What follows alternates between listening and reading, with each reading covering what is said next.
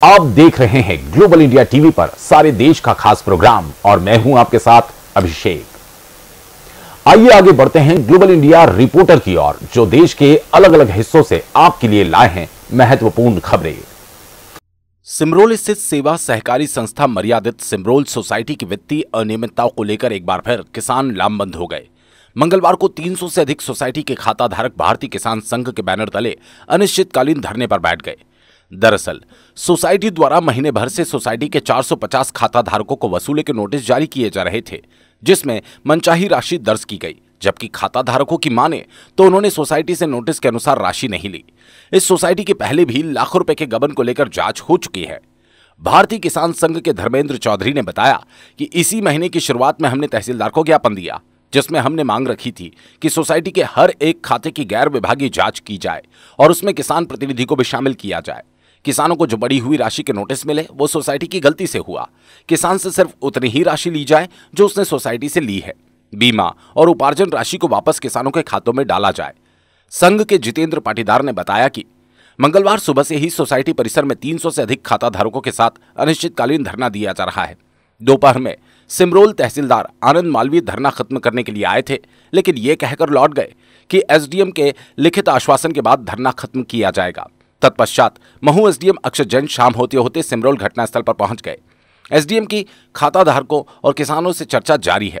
करीब साल भर बाद पिछले 1 महीने से खाता धारकों को नोटिस जारी होना शुरू हो गए। जब खाता धारकों किसानों से बात की गई तब कई किसानों ने सोसाइटी सचिव ओपी पाटीदार और सोसाइटी प्रशासक मदन मोहन श्रीवास्तव पर खुलकर पैसों की मांग करने तथा सरेआम भ्रष्टाचार के संगीन आरोप लगाए। आज सोसाइटी की मासिक साधारण सभा की मीटिंग में खाता धारकों द्वारा हंगामा मचाते हुए मीटिंग को स्थगित कर दिया गया। ग्लोबल इंडिया टीवी के लिए महू से श्याम खांडेकर की रिपोर्ट। जिन लोगों की समस्या है उन लोगों ने एफआईआर दर्ज कराई हुई है। जिन लोगों को पेमेंट या पैसा नहीं मिल रहा है उन लोगों ने एफआईआर दर्ज कराई हुई है पूर्व प्रबंधक। सभी लोग और चुप हो जाओ जरा। पूर्व प्रबंधक की एफआईआर दर्ज कराई हुई है इन लोगों ने, किसानों ने, और उसकी गिरफ्तारी हो चुकी है और वो वर्तमान में प्रबंधक जेल में है। पहली बात। दूसरी बात यह है कि नियम अनुसार बैंक, क्योंकि संस्था की वित्तीय पोषक संस्था बैंक होती है, तो बैंक के नियम अनुसार जो है लोन सबको दिए जाएंगे। किसान जितने भी हैं या सदस्य जो भी हैं तो उनकी फॉर्मेलिटी पूरी करके बैंक से लोन प्राप्त होगा, सोसाइटी लोन दे देगी, कोई प्रॉब्लम नहीं है इसमें। तो बाकी ऐसा क्या हुआ कि इनको हड़ताल पे बैठना पड़ा और आपको तत्काल में सभा आयोजित? नहीं, हमने तत्काल में नहीं, ये वार्षिक साधारण सभा है और ये साल में एक बार कंपलसरी है, एक्ट सहकारिता अधिनियम 1960 के अंतर्गत। हड़ताल पे बैठ तो उसके पहले भी कर सकते? नहीं, हमारा तो 14 दिन पहले का प्रोग्राम है। हमें ये भूख हड़ताल वालों का कोई पता नहीं था। ये तो हमने 14 दिन पहले, हमारा पेपर में प्रकाशन है, एजेंडा है। मदन मोहन श्रीवास्तव। फिर भी 1 लाख रुपया मांग रहे। कौन मांग रहा है 1 लाख रुपए? पाटीदार जी, ओपी पाटीदार जी। ये कौन है ओपी पाटीदार जी? सेक्रेटरी बैठा रखा है उन्होंने। हम कहेंगे जो हमारी सरकार है, हम जो कहेंगे वो होगा। बोले ये हमारे साथ व्यवहार होता। मैं एक आदिवासी भूतपूर्व सरपंच हूँ साहब, रामजी लाल मोनिया। 3-4 साल से इस संस्था के अंदर 450 किसानों के खाते हैं, खाताधारी है। उनके लगभग ये मान के चलिए 400 किसानों के खाते में बड़ा कहना चाहिए हेरा फेरी करके करोड़ रुपए किसानों के निकाले बगैर किसानों की जानकारी के। और इस विषय को लेकर विभाग लगभग 2 वर्ष से जांच कर रहा है, पर आज की तारीख में ये मानने के चलिए कि परिणाम शून्य है।